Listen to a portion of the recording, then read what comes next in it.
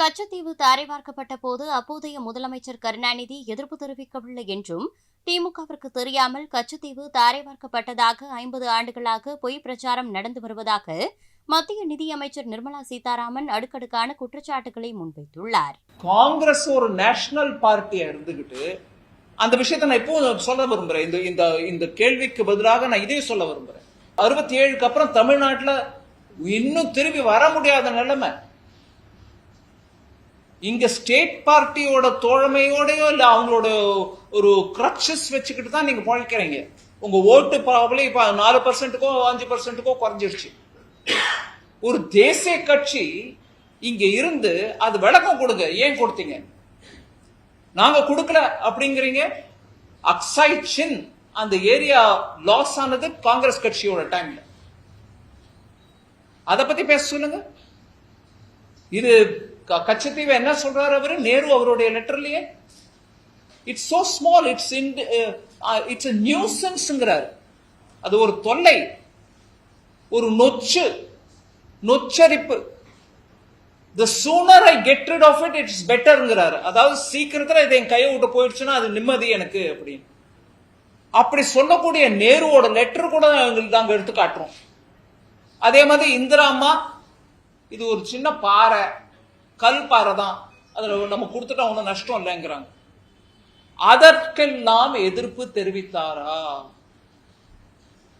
அப்போது இருந்த முதலமைச்சர் கருணாநிதி அவர்கள் அதுக்கு எதிர்ப்பு தெரிவிச்சாரா?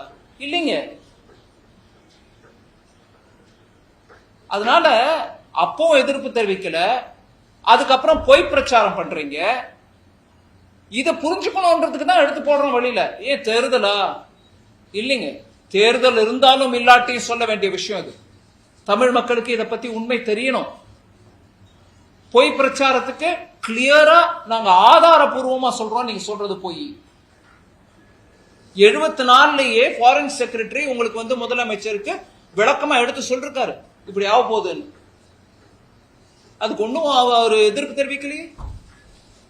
இப்படியாக தமிழர்களுக்கு விரோதியாக நிறைய விஷயம் காங்கிரஸ் கட்சி பண்ணும்போது, தேசிய கட்சியா இருந்த காங்கிரஸ் பண்ணும்போது, ஜல்லிக்கட்டு விவகாரம் என்னங்க? அப்போ நீங்க தானே இருந்தீங்க தோழமை கட்சியா. ஜல்லிக்கட்டு ஒரு மிருகத்துக்கு கொடுக்கக்கூடிய அநியாயம், அது இட்ஸ் அனிமல் ரைட்ஸ்க்கு எகெயின்ஸ்ட் சொல்லி எடுத்து போட்டாங்க வெளியில, அனிமல் ரைட்ஸ் போர்டு மூலமா. அப்ப இருந்த தோழமை கட்சி டிஎம்கே ஒண்ணுமே சொல்லல.